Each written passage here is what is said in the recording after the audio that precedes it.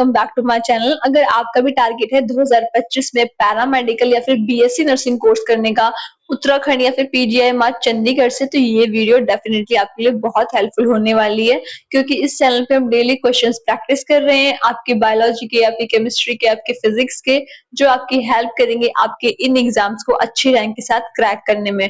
और मैंने खुद जो अपना बीएससी नर्सिंग है वो उत्तराखंड के गवर्नमेंट कॉलेज से कंप्लीट करा है। मेरी स्टेट रैंक 235 थी। तो साथ में अपना पर्सनल एक्सपीरियंस भी शेयर करती रहती हूँ, क्योंकि मुझे पता है गवर्नमेंट एंट्रेंसेस में कितना ज्यादा टफ कंपटीशन हो चुका है। एक एक रैंक के लिए भी आपको कितना ज्यादा स्मार्ट स्टडी करनी पड़ती है।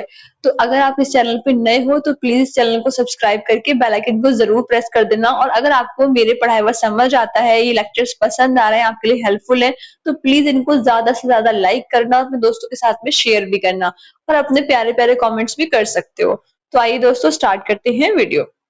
आज का हमारा टॉपिक है नंबर 1, सरफेस केमिस्ट्री। ठीक है, सरफेस केमिस्ट्री कुछ क्वेश्चंस को हम डिस्कस करने वाले हैं। आपकी डिमांड पे मैंने क्वेश्चंस और ऑप्शन दोनों को कोशिश करा है कि मैं हिंदी और इंग्लिश दोनों में आपको अवेलेबल कर पाऊं। ठीक है, क्योंकि बहुत सारे स्टूडेंट ने मुझे बोला था कि हिंदी में भी ऑप्शंस लेके आइए।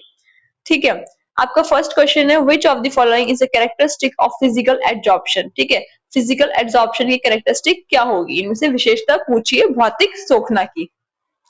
आपके ऑप्शन है irreversible process, multilayer formation, highly specific और involve chemical bond.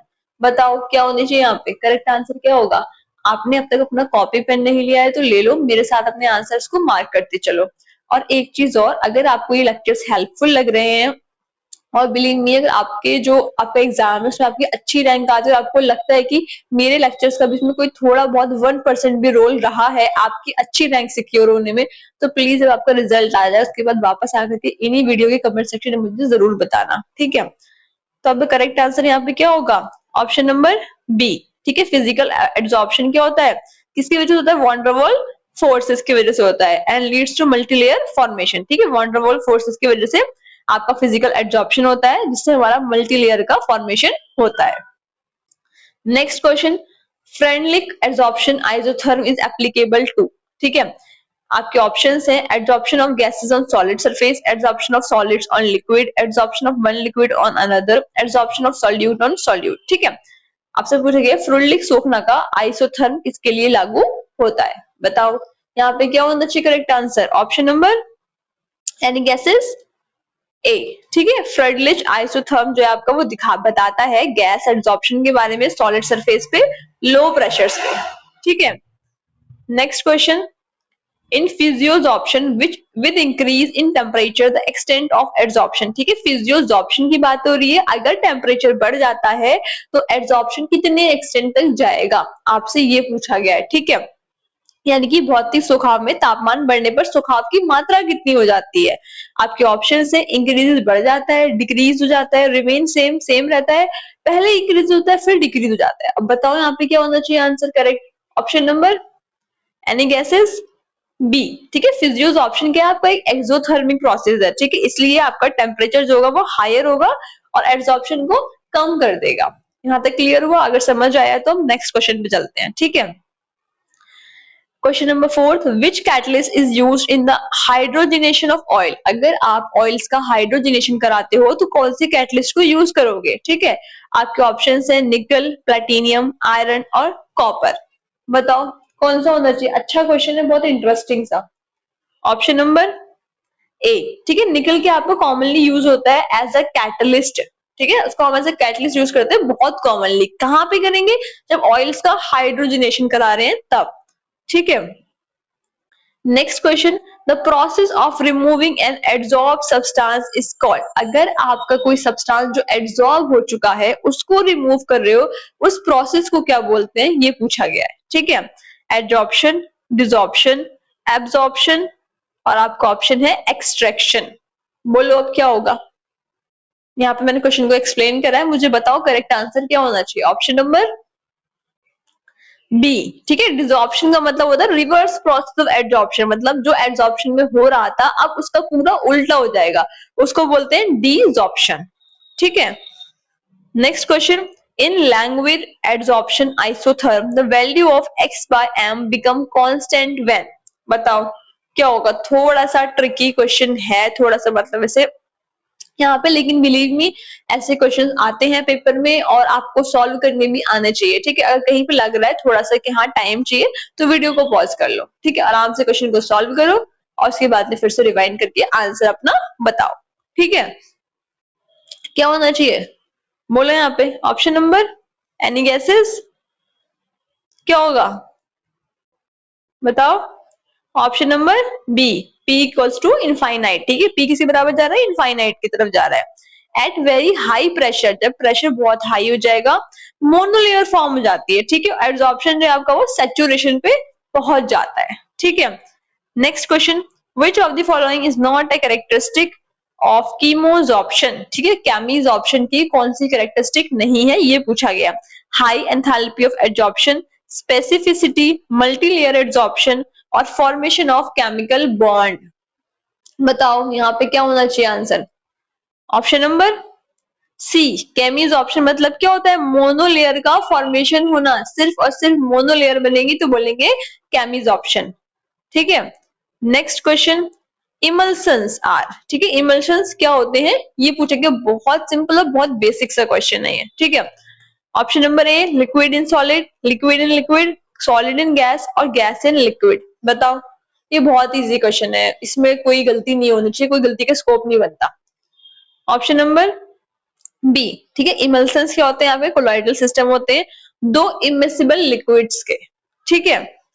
Next question, gold number is related to, gold number किससे रिलेटेड होता है, इमल्सन स्टेबिलिटी से, कोगुलेशन पावर से, प्रोटेक्टिव कोलॉइड से और ब्राउनियन मूवमेंट से। बताओ क्या आना चाहिए यहाँ पे correct answer.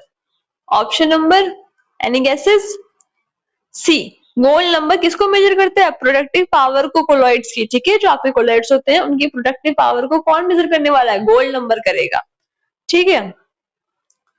Next question, Tyndall effect is absorb in, ठीक है, टिंडल इफेक्ट कहाँ पे देखने को मिलता है, कहाँ ऑब्जर्व करते हो आप, ये भी बहुत फेमस है केमिस्ट्री में, टिंडल इफेक्ट तो आप ऑब्वियस सी बातें पढ़ते ही पढ़ते हो, ठीक है। आपके ऑप्शन है true solution, suspension, colloidal solution और एक आपका ऑप्शन है सुपर सैचुरेटेड सोल्यूशन। बताओ क्या होना चाहिए। ऑप्शन नंबर सी, ठीक है, टिंडल इफेक्ट किस क्या होता है, टिंडल इफेक्ट एक स्कैटरिंग है लाइट की कोलाइडल पार्टिकल से, ठीक है, कोलाइडल पार्टिकल में जो लाइट की स्कैटरिंग होती है उसको क्या बोलेंगे, टिंडल इफेक्ट, ठीक है। नेक्स्ट टॉपिक, हमारा नेक्स्ट टॉपिक है general principle and process of isolation of elements, ठीक है।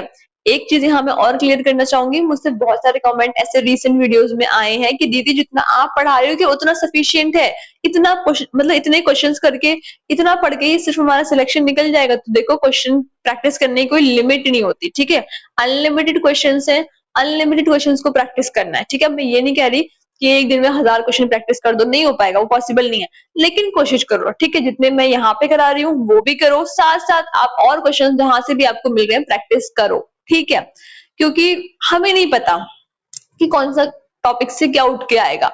और सेकंड चीज ये, जो मुझसे लोग ये बोलते हैं कि इसमें से ही आएगा, तो देखो अगर यहाँ पे क्वेश्चन लिखा है method of use to remove gangue from sulphide ore, अब मैं ये नहीं कह सकती कि एग्जैक्ट यही लैंग्वेज बन के क्वेश्चन आएगा, लेकिन हाँ इतना मुझे पता है कि सरफेस केमिस्ट्री से क्वेश्चन आने वाले हैं, टिंडल इफेक्ट से क्वेश्चन जरूर आएगा, इंपॉर्टेंट है वो, ठीक है। तो इसलिए मैं आपको ये 100% श्योरिटी दे सकती हूँ कि जो मैं पढ़ा रही हूँ उन टॉपिक से क्वेश्चन पक्का आएंगे, लेकिन एग्जैक्ट लैंग्वेज सेम होगी, एग्जैक्ट आपका बिल्कुल ऑप्शन सेम होगा, ये गारंटी मैं क्या कोई भी नहीं दे सकता आपको, ठीक है, क्योंकि पेपर हम लोग सेट नहीं करते, पेपर जो सेट कर रहा है वो थर्ड पर्सन है, हमें नहीं पता, ठीक है, वो लैंग्वेज क्या घुमाएगा, समझ में आया।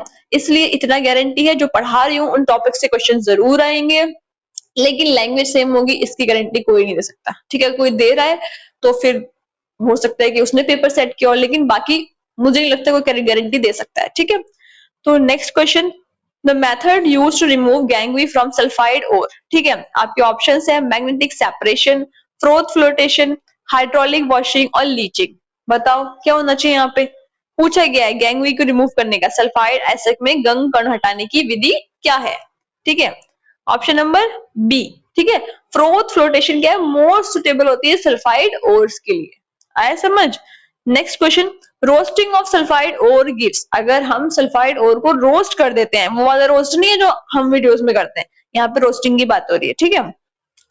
तो आपका वो क्या देगा, मेटल बन जाएंगे, ऑक्साइड मिलेगा, सल्फेट या फिर कुछ भी नहीं। बताओ क्या होगा, ऑप्शन नंबर बी। ठीक है, कैसे होगा वो देखो, रोस्टिंग कन्वर्ट कर देती है, ठीक है, बदल देती है सल्फाइड और को किसमें, ऑक्साइड्स में। बच्चों पढ़ा है ना ऑक्साइड में, ये इंपॉर्टेंट है।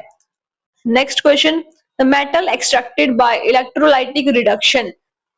ऐसे मेटल जो इलेक्ट्रोलाइटिक रिडक्शन से आपके एक्सट्रैक्ट होते हैं, ठीक है, जिंक, एल्यूमिनियम, Fe यानी कि आयरन, ठीक है, Fe आयरन लोहा, कॉपर तांबा।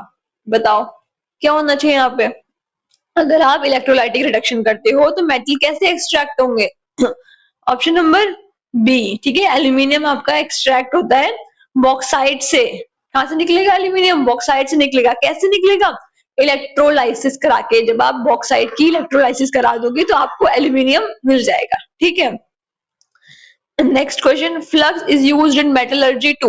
तो फ्लक्स यूज करते हैं वो किसकी मेटलर्जी में करते हैं, ठीक है, remove gangue, oxidise the metal, reduce the ore और रिफाइन द मेटल। बताओ क्या हो सकता है यहाँ पे, ऑप्शन नंबर ए, ठीक है। कैसे होगा वो देखो, फ्लक्स रिएक्ट करता है आपको गैंगवी के साथ में, ठीक है, क्या बनाने के लिए, फ्यूजिबल स्लैग, ठीक है, वो दोनों आपस में रिएक्ट करते हैं कि फ्यूजिबल स्लैग बन जाए, ठीक है।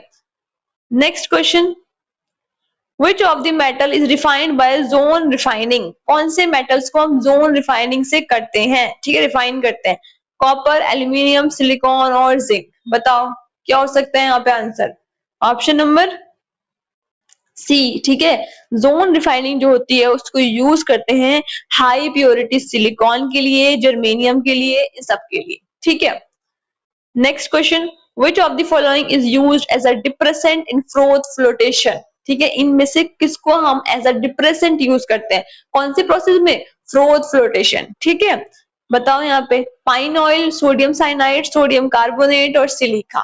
क्या होना चाहिए यहाँ पे आंसर, थोड़ा सा दिमाग लगाओ बस, बहुत अच्छा क्वेश्चन है।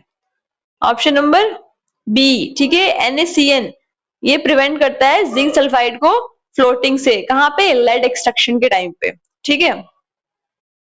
Next question, calamine is an ore of, calamine किसका ओर है, कॉपर, जिंक, Fe या फिर एक ऑप्शन है एल्यूमिनियम। बताओ क्या होना चाहिए correct answer, option number B, ठीक है, कैलामाइन किसका ओर है, ZnCO3 का, ठीक है, कैलामाइन क्या है, ZnCO3, किसका ओर है, जिंक का, ठीक है, समझ आया यहाँ पे, क्लियर है।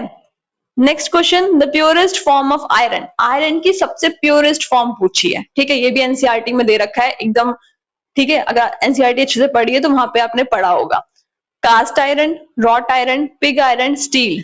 बताओ क्या होगा correct answer, option number B, wrought iron जो होता है वो कंटेन करता है लीस्ट अमाउंट में कार्बन को और इम्प्योरिटीज को, ठीक है। Next question, which of the following is used in the extraction of gold and silver? आपके ऑप्शन है cyanide process, reduction by carbon, electrolysis और रोस्टिंग। बताओ ऑप्शन नंबर ए, ठीक है, साइनाइड प्रोसेस जो होती है वो डिसॉल्व करती है गोल्ड को, सिल्वर को और फॉर्म करती है सॉल्युबल कॉम्प्लेक्सेस को, ठीक है। Next question, which gas is produced during roasting of sulfide ores?